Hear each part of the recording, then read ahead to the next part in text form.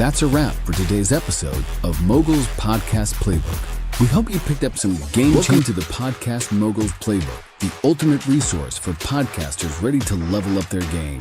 Whether you're a seasoned pro or just starting out, we've got the tools, tips, and insights you need to make your podcast soar. Here's your host, Phil Better, the mastermind behind multi-award-winning podcasts with over a decade in the industry and a track record of turning podcasts into seven-figure success. Join us as we dive into the nitty-gritty of podcasting, share insider secrets, and set you up for podcasting greatness. Ready to hit your mark? Hit that subscribe button and let's get started. Welcome back to the Podcast Mogul's Playbook. I am, of course, your host with the most, Phil Better. And I'm excited because we're having our first ever guest on the Mogul's Playbook, none other than the CEO, the champion of champions, if you will. She is the leader in-house of Chime House Media, Miss Megan Shields. I've had the pleasure of interviewing her before about her journey, but now we're going to stick to the nitty-gritty of what she does. Megan, thank you so much for being here. Yeah, I'm stoked to be here. I didn't know I was the first guest on here, so hopefully I can live up to your expectations. Megan, you always live up to my expectations. You're not only the first guest, you're also the first live streamed episode of the Playbook ever. Shit. So you're getting 2 for 1 here because that's how important right. I think what you're doing for podcasters is. I want you to be telling the world how important it is for podcasters to be looking into the advertising side for their marketing when it comes to that. Now, we're gonna go back a bit and just I want to know what made you decide that advertising for podcasters, using actual money on Facebook and Instagram and all those lovely other platforms that we can advertise, what made you decide that podcasters needed to do this? Yeah, so it kind of like came about out of nowhere, really, for me. So I have been doing Facebook ads. So I specialize in Facebook and Instagram ads, or Meta specifically, and have been doing that for like 5 years now. But for the first like 3.5 years, I was really mainly just focused on generally business owners, a lot of online business owners. But a friend of mine who's a podcast coach came to me and he was like, I'd love to see if you could create a strategy that is specific to podcasters and helping them get more downloads and build their email lists and get more visibility and all these things. And he's like, I'll be your guinea pig. Let's try it out. If it doesn't work, whatever. If it works, then you can come talk to my membership, my clients, this and that, be on my show. And so we did that and it went really, really well. And so I ended up working with some of his clients and then it just sort of like snowballed. And then I did a lot of like market research, obviously, and decided to like fully pivot my business, my messaging, all the things to really speaking to podcasters and business owners with podcasts and helping them really grow and get more discoverability using Facebook and Instagram ads. So it kind of like came out of nowhere, but has been a really cool pivot. Yeah, I and also the fact that you started with a friend instead of looking for someone to, pay you and not know the outcome. They're like, look, it may work, it may not work. Friends are sometimes the best guinea pigs to use. Right. The initial guinea pig test for this, what was your initial goal for it? Like, were you like, okay, I want to get you 100 new listeners or 100 new subscribers, be it on your email list or any of the other platforms? Or were you like, I'd be happy with one person clicking the link? So we were kind of like open because we were like, let's, kind of see, like I have industry benchmarks, that I follow generally for like building an email list, right? So like we were like, okay, I want to be under this particular KPI, which was like $3 to get a new subscriber on his email list, which I think we were hovering around, oh my gosh, it's like 2.5 years ago now. I think we were hovering around like $1.60 or something like that per email subscriber. So we were doing there, which is really what I was looking for. But the podcast piece was something new to me, right? So we picked an old episode, like one that was way back in the queue. I mean, he's got 500 some episodes now. So we picked like an oldie but goodie.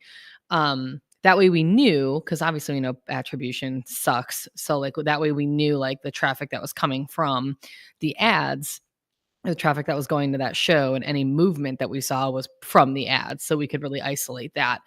And I think he got like over 100 new downloads, and we literally ran this test for like 7 days. Like we weren't like, let's give it 90 days and see what happens. Like it was literally a week.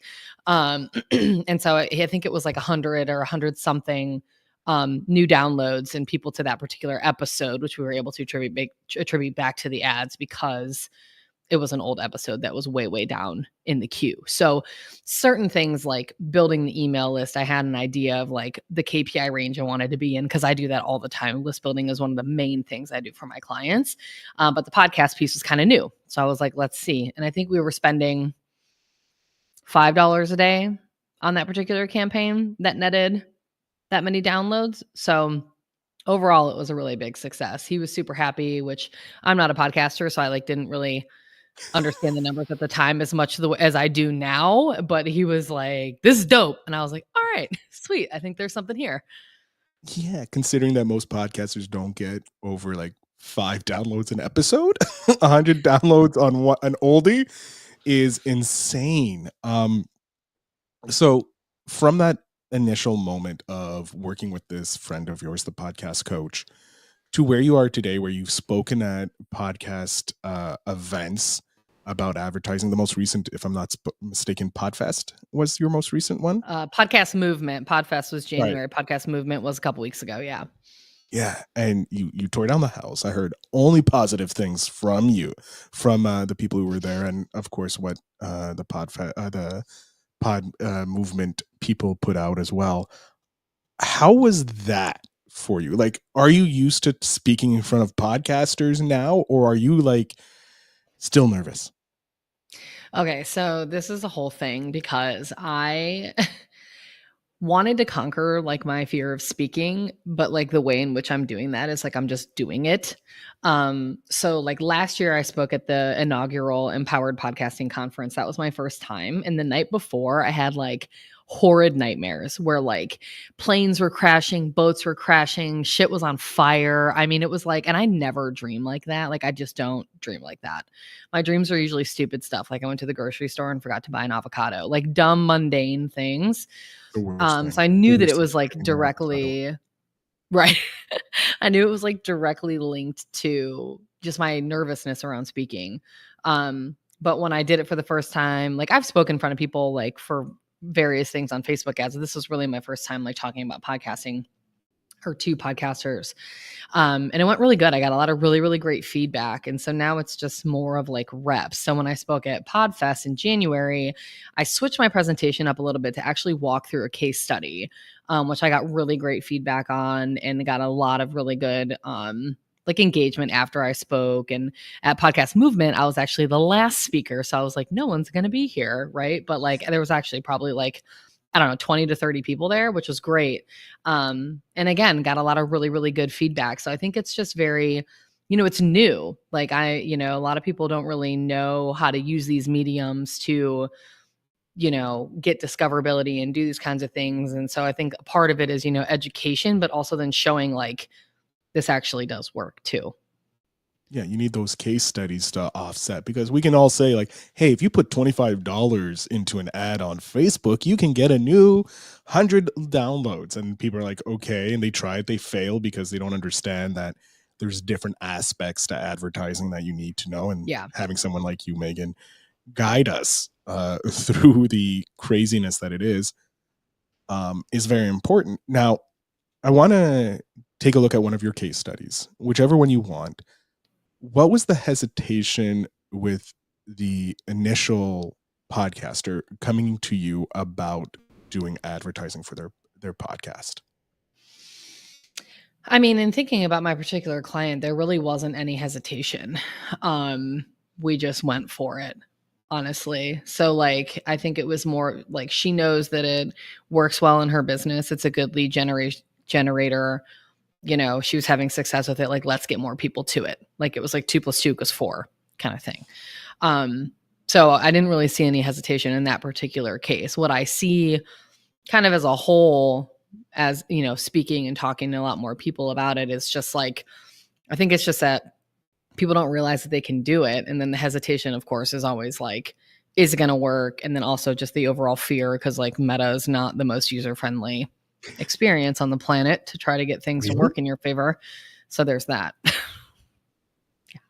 I'm Who I'm knew? curious, when you sit down with a new podcaster who's looking to spend money on ads.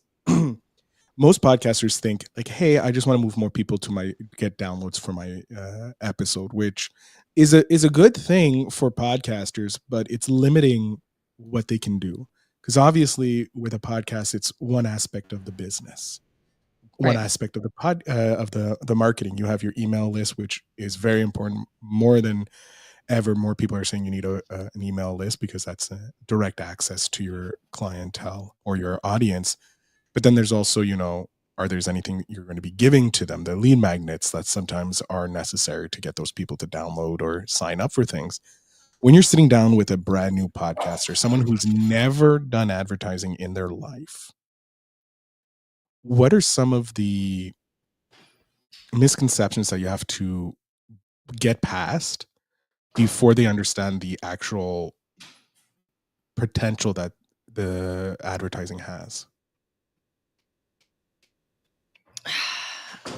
It's kind of hard to say because like all of my clients are business owners with podcasts. So like they're not green.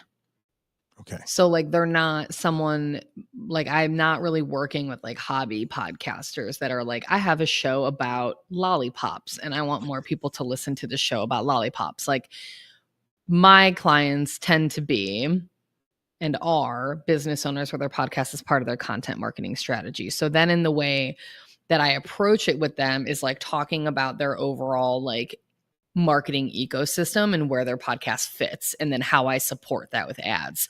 And so I ask them kind of like, what are you currently doing?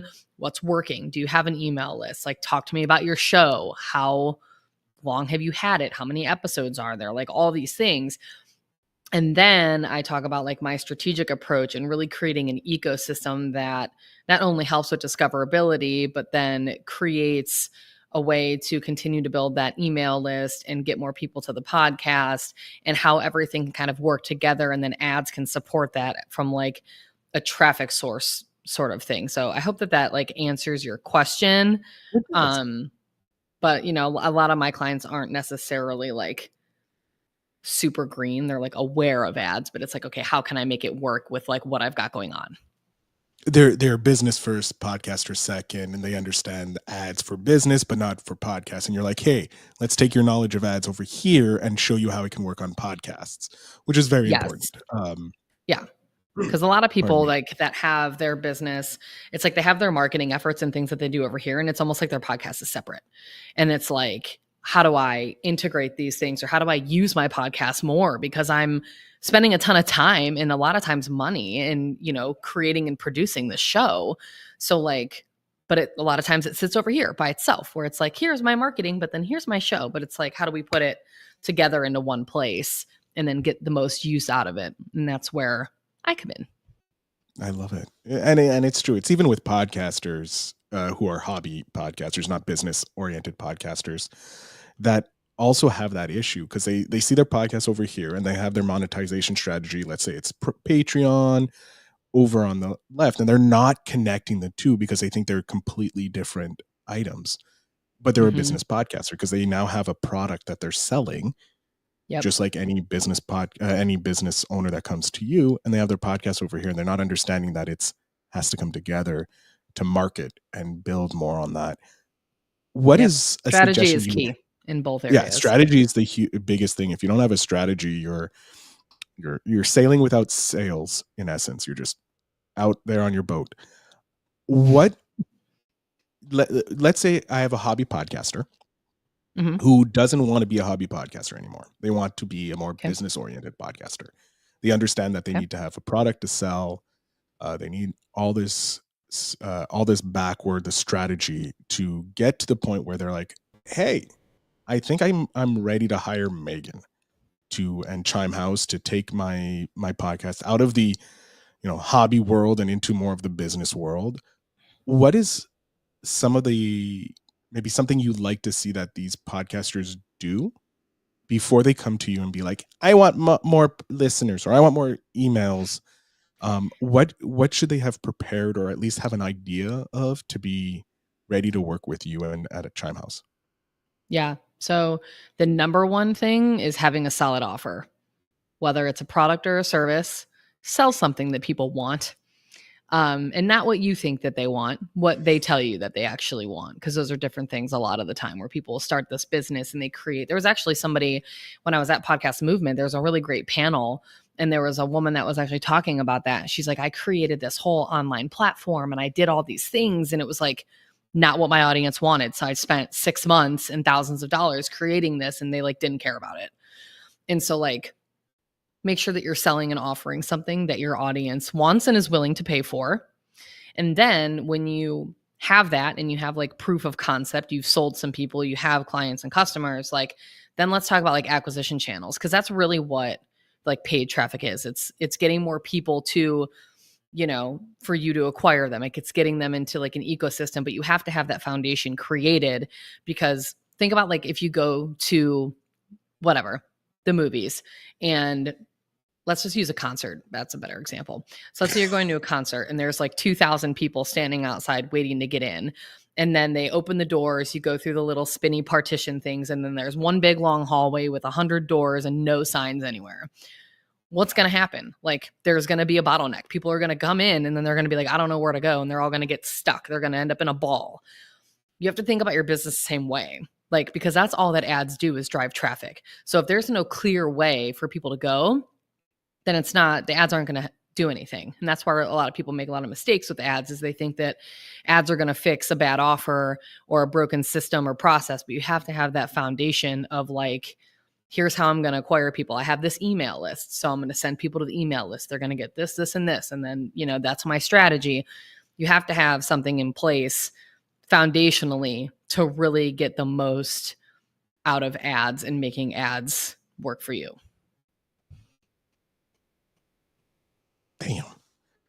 Masterclass right there. Just knowing. So in essence, it's make sure that you have a straight line from where you want a new person to start to where you want them to end up inside your ecosystem once they come through the ad. As long as they have that, then you're able to go, let's 10x this stuff. Let's take it to the moon and have fun with it, right? Right.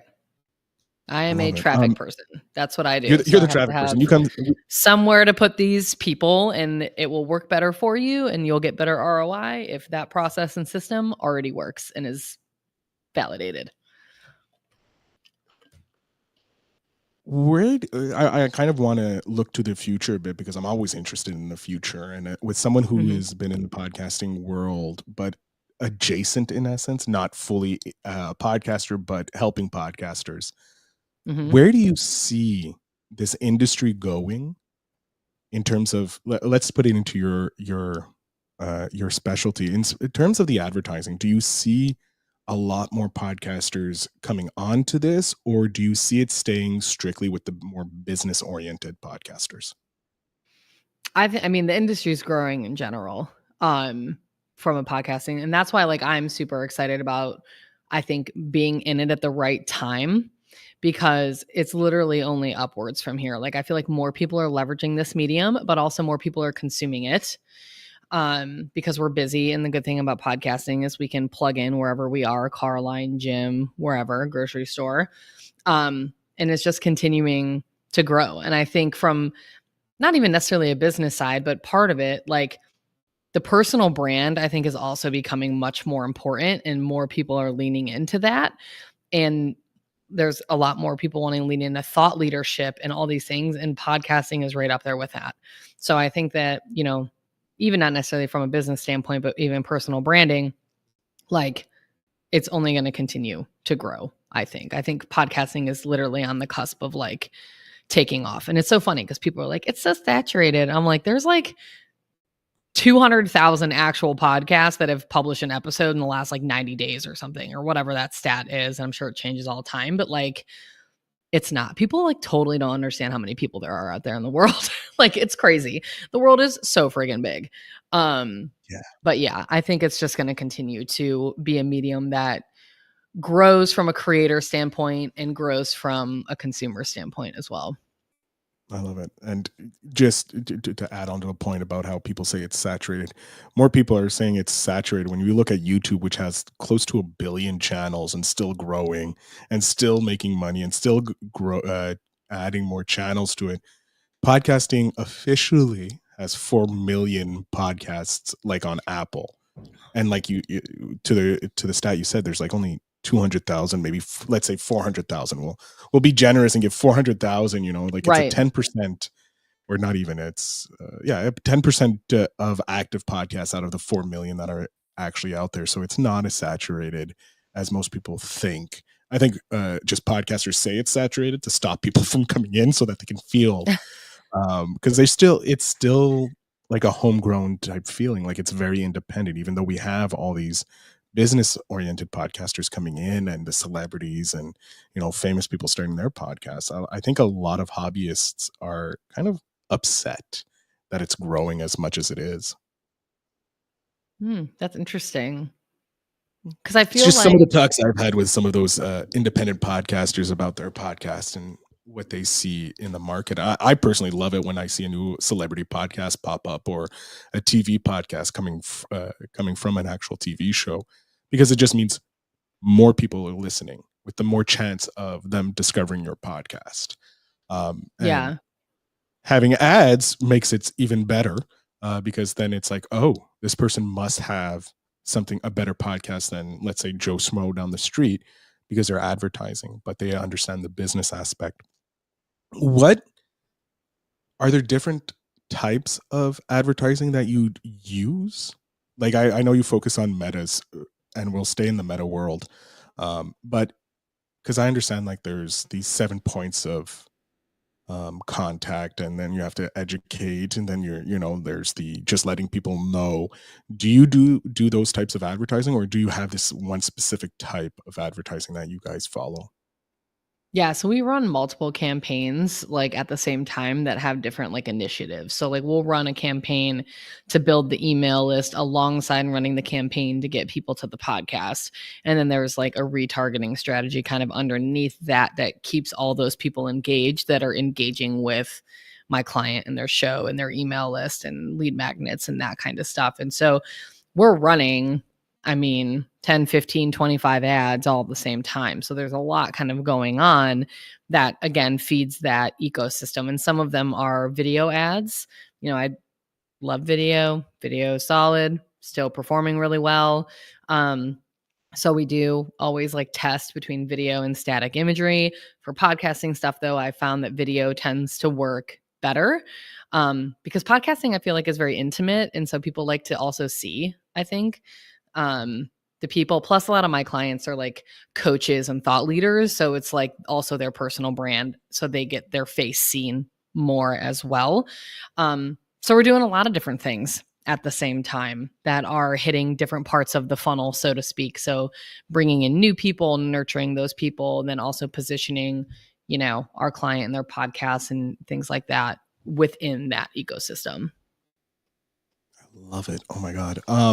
So much knowledge being shared here to the audience, because Megan, you're a wealth and a well of knowledge, just from the first time you were on the Invest in Yourself, the Digital Entrepreneur podcast, to being the first ever live streamed episode guest of the podcast, Podcast Mogul's Playbook. What is it that you want to see when you start with a new client? Like, a new client comes to you with their podcast, kind of hat in hand, if you will, Oliver Twist style. Please, sir, I would like some more. What do you want to see for your clients? Like, when they come to you, do you want to see them? Obviously, you want to see them succeed so that they continue working with you, obviously. But is there another part of you that wants to see something else out of this? Like, you see the podcaster grow, or the business owner grow in their role, or is it just like, I just want to see you make money so that I make more money? That's cynical, part of it. Like, because I the want my world revolves clients around to money. make money, so that their business is successful, because all of my clients serve other people in some capacity. So they're either coaches or service providers, whatever it is. And so by them getting the visibility to get out there and get in front of more people is more lives that they can impact. And I personally have been pretty heavily affected by Facebook ads. Like, I started my business because of a Facebook ad that was targeted, and I went through a webinar funnel. I bought a course, I started my business, I quit my corporate career, and here I am. And so I firmly believe in the the benefits of Facebook ads, because a lot of times people need solutions, but they don't know what they are. And in this online space, we have the ability to reach so many people, but also like create so many things that like people might not be searching for in Google per se. And so being able to get these things in front of these people, like if you have a podcast that's specific to like helping people with a certain, oh, there's a woman at Podcast Movement who's coming to mind right now, and I forget. She had a very rare disease, and she like her podcast is about it. She has a community about it. Like it's a whole thing, and she's serving more people, and that's a specific niche. But people might not even realize that that even exists, right? So like putting it out there, you're getting more people to be able to help more people that are, you know, in that audience. And so, yes, I want to see my clients grow monetarily and grow their businesses, but at the end of the day, and what that means is that they're serving more people and being able to make a bigger impact and be able to help more people that are out there. So that's really what it's all about. Because that was me once. That was me at the other end, waiting for that little Facebook ad, and then it came and got me. Show up. And here I am. I love it. I love it. Full circle. World is your help. You got helped by a Facebook ad. Now you're helping people get helped by Facebook ads. Look at you taking care of the world one ad at a time, Megan. That's a good tagline. Maybe I'll do that. That sounds good. It is free for you to use. No one else in the internet listening to this can use it. Only Megan can. She has my permission. It's mine. You need to pay me $100,000 if you want to use it, and not let Megan use it. Megan, do you have any aspirations to start a podcast? Seeing as how you work with podcasters and that? I have leveraged a private podcast. So that was because I wanted to leverage the audio medium without the commitment of a weekly show. So I have used that. But yes, I do want to start a podcast, but I haven't figured out exactly what I want it to be about yet. And I don't have the capacity to manage a weekly show. So soon, maybe in the next year. So stay tuned, but it's coming. Ooh, you're definitely going to come back on the Podcast Moguls. I'll tell you, it's not going to be about Facebook ads. That's for sure.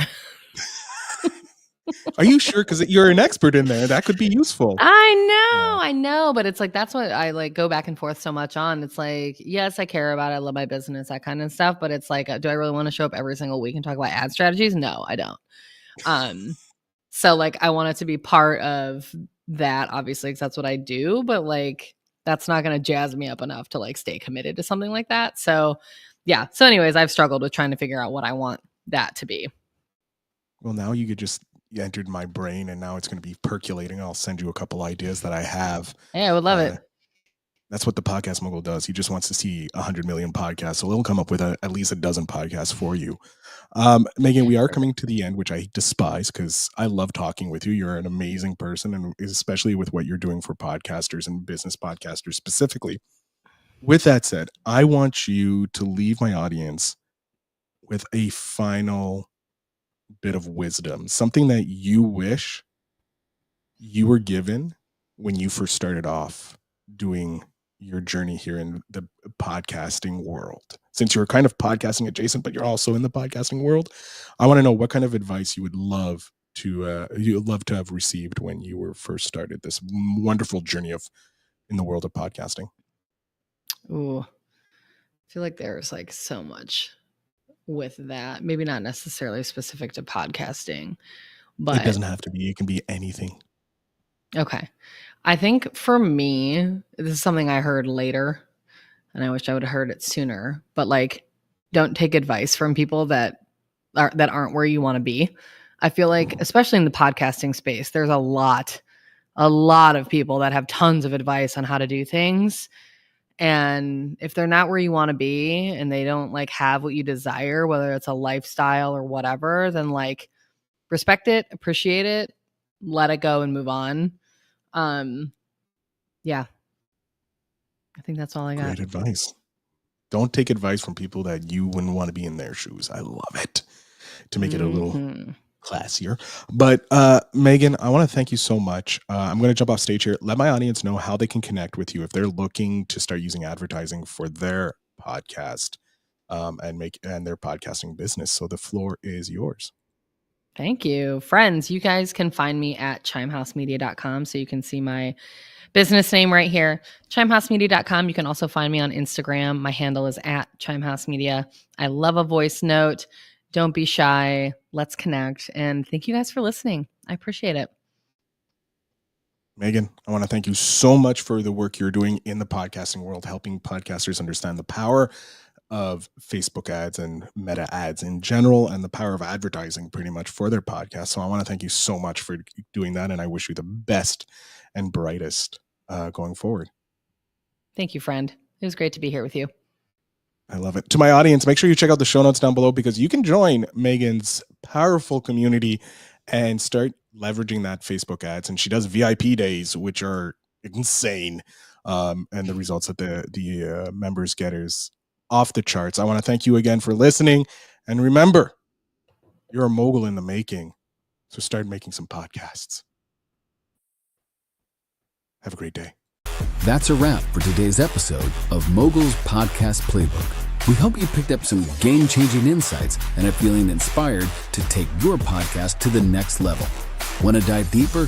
Check out the Podcast Mogul's Toolkit at thepodcastmogul.com/toolkit for exclusive resources and tools to supercharge your podcast journey. Stay connected with Phil Better, the Podcast Mogul. Find him on LinkedIn for more tips and updates. And remember, join us live for our monthly podcast audit sessions, where you can get personalized feedback and insights. Don't miss out. Thanks for tuning in. We'll see you next time on Mogul Podcast Playbook, where we turn your podcasting dreams into reality. Keep grinding